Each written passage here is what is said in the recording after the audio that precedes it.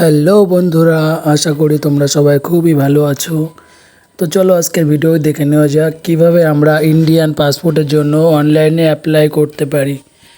তো ইন্ডিয়ান পাসপোর্টের জন্য অনলাইনে অ্যাপ্লাই করবার জন্য প্রথমে গুগলে সার্চ করতে হবে। এখানে পাসপোর্ট ইন্ডিয়া পাসপোর্ট লিখে সার্চ করলেই চলে আসবে। প্রথম যে ওয়েবসাইটটা আসবে পাসপোর্ট সেবা, পাসপোর্ট ইন্ডিয়ার মধ্যে এই অপশানটি ক্লিক করবে। ক্লিক করার পরে এখানে পাসপোর্টের যে পোর্টালটি আছে এটা ওপেন হয়ে যাবে। তো এখান থেকে ফার্স্ট টাইম নিউ ইউজার রেজিস্ট্রেশনের যে অপশানটি রয়েছে এখানে ক্লিক করতে হবে। করার পরে এখান থেকে দেখো প্রথমে যে পাসপোর্ট অফিসের অপশান রয়েছে, এখান থেকে কোন পাসপোর্ট অফিস থেকে পাসপোর্ট বানাতে চাও এখান থেকে সেটা চুজ করতে হবে। তো আমি এখানে কলকাতা চুজ করে নিয়েছি। তারপরে এখানে একটা ইউজার নেম দিতে হবে। প্রথমে একটা অ্যাকাউন্ট জেনারেট করার জন্য এটা কোনো দোকানদার করতে চাইলে তার নিজেও করতে পারে নিজের নাম দিয়ে, অথবা ক্যান্ডিডেটের নামও দিতে পারে, কোনো অসুবিধা নেই। প্রথমে এখানে নাম দিয়ে দেবে। যদি মিডিল নেম থেকে থাকে নামের পাশে মিডিল নেম হবে এবং নিচে সারনেম বা টাইটেল হবে। তারপরে এখানে ডেট অফ বার্থের যে অপশানটি রয়েছে এখানে ডেট অফ বার্থটি দিতে হবে। ডেট অফ বার্থ দেওয়ার পরে ইমেল আইডি চেয়েছে, এখানে ইমেল আইডি দিয়ে দেবে। তারপরে এখানে লেখা রয়েছে do you want your log in ID to be same as email ID. এই অপশানটি যদি ইয়েস করে রাখো তাহলে তোমার যে ইমেল আইডি দিয়ে অ্যাকাউন্টটি ক্রিয়েট করবে সেই ইমেল আইডি তোমার ইউজার আইডি হয়ে যাবে, এবং এর পরে যখন লগ ইন করতে হবে তখন ওই ইমেল আইডি থ্রুই লগ ইন করতে হবে। তো ওর পরে রয়েছে পাসওয়ার্ড, কনফার্ম পাসওয়ার্ড। তো একবার পাসওয়ার্ড দেবে প্রথমে, তারপরে কনফার্ম পাসওয়ার্ড দেবে। পাসওয়ার্ডটা ঠিক স্মল, ক্যাপিটাল এবং লেটার সব কিছু দিতে হবে। যেমন ক্যাপিটালে INDIA @123 এরকম স্পেশাল ক্যারেক্টার সমেত দিতে হবে। তো ওখানে দুইবার পাসওয়ার্ড দেওয়ার পরে কি রয়েছে হিন্ট কোশ্চেন, এখান থেকে যে কোনো একটা কোশ্চেন চুজ করে নিতে হবে। কোশ্চেন চুজ করে তার একটা অ্যান্সার ওখানে লিখে দিতে হবে। ভবিষ্যতে যদি কোনো প্রবলেম হয় লগ ইন করার সময় বা পাসওয়ার্ড যদি ভুলে যাও তাহলে এটার প্রয়োজন হবে, ঠিক আছে। তো এখানে যে কোনো একটা কোশ্চেন চুজ করে নাও এবং তার মন মতন তোমার যেটা মনে থাকবে সেরকম একটা অ্যান্সার এখানে লিখে দাও। তারপরে রয়েছে ক্যাপচাটি, এই ক্যাপচাটি দেখে এখানে ফিল করে দাও। ক্যাপচা ফিল করার পরে যে রেজিস্ট্রেশন অপশানটি রয়েছে ওটা ক্লিক করবে। করলে ফোনে একটা ইমেল চলে যাবে। তো ইমেল চলে যাওয়ার পরে ওই ইমেলে ক্লিক করে তোমার অ্যাকাউন্টটিকে রিসেট করতে হবে পাসওয়ার্ড দিয়ে। তো অ্যাকাউন্টটি অ্যাক্টিভেট যখন হয়ে যাবে, অ্যাকাউন্টটি অ্যাক্টিভেট হয়ে যাওয়ার পরে যে ইউজার আইডিটা ছিল বা যে ইমেল আইডিটাকে আমি ইউজার আইডি হিসেবে ইউজ করেছি ওই ইমেল আইডিটা এখানে দিতে হবে। ইমেল আইডিটা দেওয়ার পরে এখানে কন্টিনিউ অপশানটিতে যখনই ক্লিক করব ওখানে যে পাসওয়ার্ডটি দেওয়া ছিল ওই পাসওয়ার্ডটি দেওয়ার অপশান চলে আসবে। তোমরা দেখতে পাচ্ছ এখানে ইমেল আইডিটা দিয়ে দিয়েছি। এখন কন্টিনিউ অপশানটি যেই ক্লিক করলাম এখানে পাসওয়ার্ড দেওয়ার অপশানও চলে এসছে।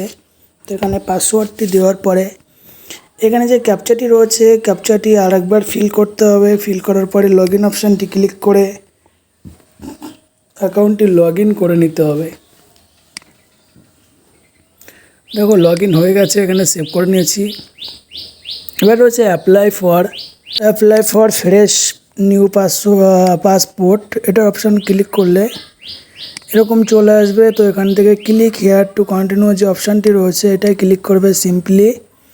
ক্লিক করার পরে এখানে দেখো কি চাইছে স্টেট আর ডিস্ট্রিক্ট চেয়েছে। তো এখান থেকে ওয়েস্ট বেঙ্গল চুজ করে নিয়েছি এবং এখানে ডিস্ট্রিক্ট চুজ করে নিলাম, নর্থ 24 পরগনাস। ওরপরে রয়েছে এখানে ফ্রেশ পাসপোর্ট নর্মাল 36 পেজ। এখানে পেজ যদি বেশি প্রয়োজন হয় তাহলে পরের অপশানটি চুজ করতে পারো। তারপরে এখানে কি সিম্পল অপশান পর সব দেখো। প্রথমে গিভ নেম, যার নামে পাসপোর্ট হবে প্রথমে তার নাম দিয়ে দেবে। যদি তার মিডিল নেম থাকে নামের পাশেই মিডিল নেম দেবে এবং নিচে যে সারনেমের অপশানটি রয়েছে ওখানে টাইটেল দিতে হবে। তারপরে জেন্ডার চুজ করতে বলেছে, মেল ফিমেল ট্রান্সজেন্ডার এখান থেকে চুজ করে নিতে হবে।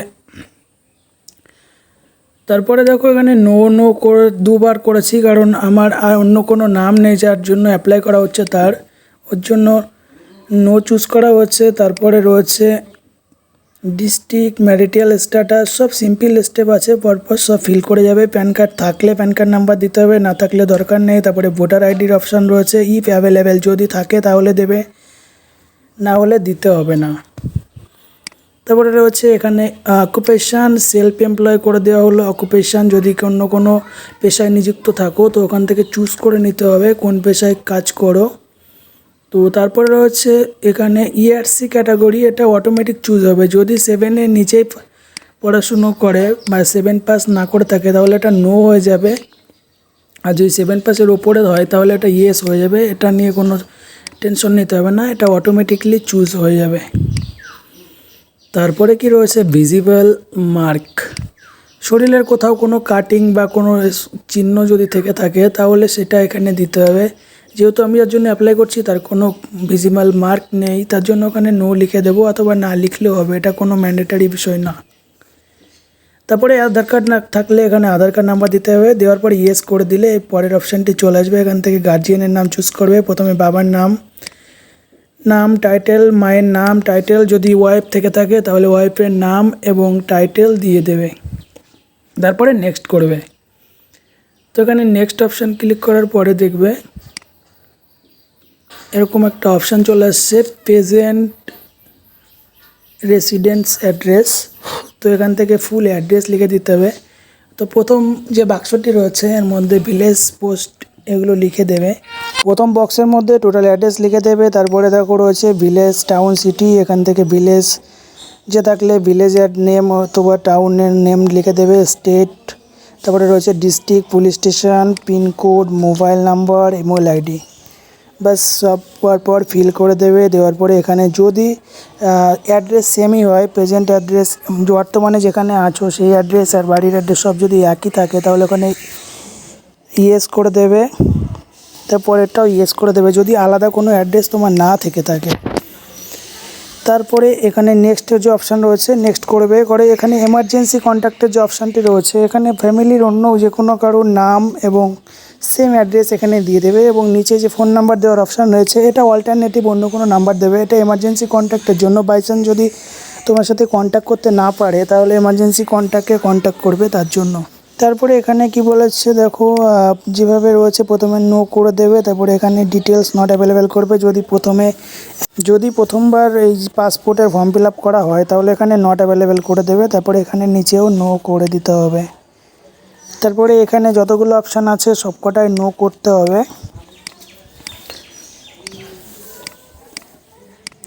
সবকটা অপশান নো করে দেওয়ার পরে এখানে আবার নেক্সট অপশান যেটি রয়েছে এটাই ক্লিক করে দিতে হবে।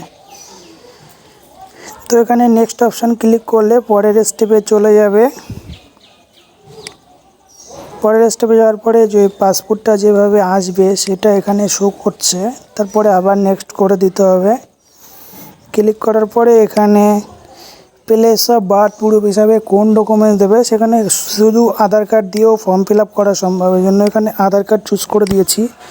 তারপরে এখানে রয়েছে অ্যাড্রেস প্রুফ হিসাবে কোন ডকুমেন্টসটি দিতে চাইছো সেখানে এটা চুজ করে নিতে হবে। তো এটাও আমি আধার কার্ডই চুজ করে নিচ্ছি। তো তারপরে এখানে প্লেস দিয়ে দেওয়া হয়েছে কোথার থেকে ফর্মটি ফিল আপ করা হচ্ছে। প্লেস দিয়ে দেওয়ার পরে এখানে আই এগ্রি যে অপশানটি রয়েছে এটা ক্লিক করে এখানে সাবমিট ফর্ম অপশানটিতে ক্লিক করে দিতে হবে।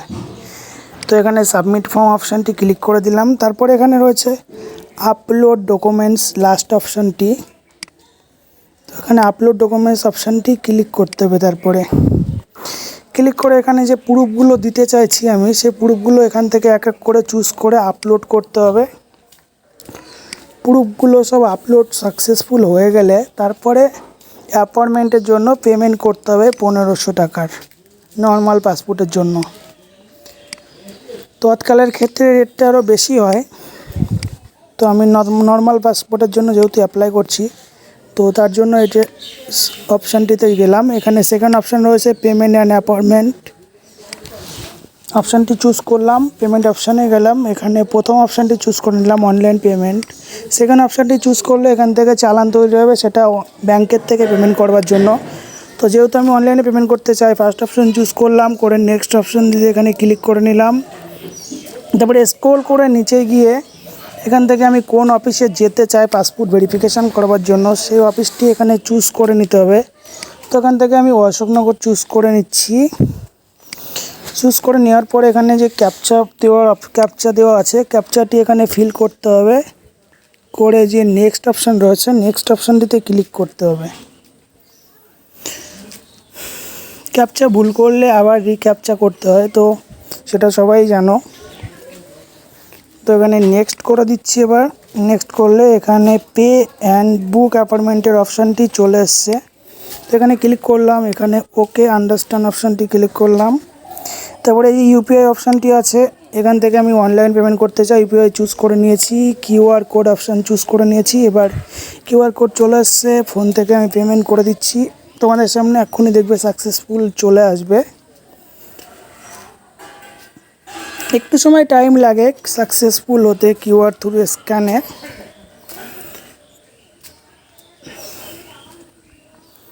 তো দেখতে পাচ্ছ এক্ষুনি চলে আসবে, সাকসেস হয়ে গেছে ফোন থেকে পেমেন্ট।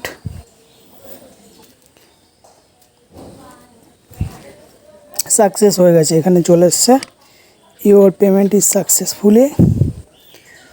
তো এখান থেকে এক্ষুনি রিডিরেক্ট হয়ে যাবে পাসপোর্টের যে অফিসিয়াল ওয়েবসাইট আছে সেখানে। এখানে 10 সেকেন্ড মতন প্রায় অপেক্ষা করতে হয়। তো হয়ে গেছে, এই যে দেখো এখানে সাকসেসফুল হয়ে গেছে। এবার নিচে গিয়ে এর প্রিন্ট আউট নিয়ে নিতে হবে 1 কপি। স্ক্রল করলে নিচে প্রিন্ট আউট অপশানটি চলে আসবে। এই যে প্রিন্ট অ্যাপ্লিকেশান রিসিপ্ট, এটি ক্লিক করে এর 1 কপি প্রিন্ট আউট নিয়ে নিতে হবে। ওকে অপশানটি ক্লিক করে এই যে চলে এসছে একদম নিচে প্রিন্ট আউটের যে অপশানটি আছে, ওখান থেকে অনেকগুলো পেজই বেরোয়, কিন্তু সবকটা পেজ বের করার কোনো প্রয়োজন নেই, শুধু প্রথম পেজটাই দরকার। তো এখান থেকে প্রথম পেজটি এখানে চুজ করে নিলাম কাস্টম করে। কালার প্রিন্ট অথবা সাদা কালো প্রিন্ট কোনো ব্যাপার না, যে কোনো একটা প্রিন্ট নিলেই হবে। তো এটার প্রিন্ট আউট নিয়ে নেওয়া হলো। এবং যে অ্যাপ্লিকেশান ফর্মটি করা হয়েছে সেই অ্যাপ্লিকেশান ফর্মেরও 1 কপি প্রিন্ট আউট নিতে হবে। তার 2টো পেজ বেরোবে, তার সঙ্গে 2 কপি ফটো নিয়ে যেতে হবে যে অফিসে ভেরিফিকেশান করতে যাবে। এবং তোমার নিজের যতগুলো ডকুমেন্টস আছে সব ডকুমেন্টস ওখানে নিয়ে যেতে হবে। যা যা ডকুমেন্টস অফিস থেকে চাই সব কিছু দিয়েই ভেরিফিকেশান করার প্রয়োজন। তো এখান থেকে এই যে চলে এসছে অ্যাপ্লিকেশান ফর্মটি। তো বন্ধুরা, ভিডিওটি যদি ভালো লেগে থাকে তাহলে অবশ্যই লাইক করো, আর এই ধরনের আরও ভিডিও দেখার জন্য চ্যানেলকে সাবস্ক্রাইব করো। এবং তোমার মনে যদি কোনো সংশয় থেকে থাকে তাহলে অবশ্যই কমেন্টস করো, আমি রেসপন্স করে জানাবো। Thank you.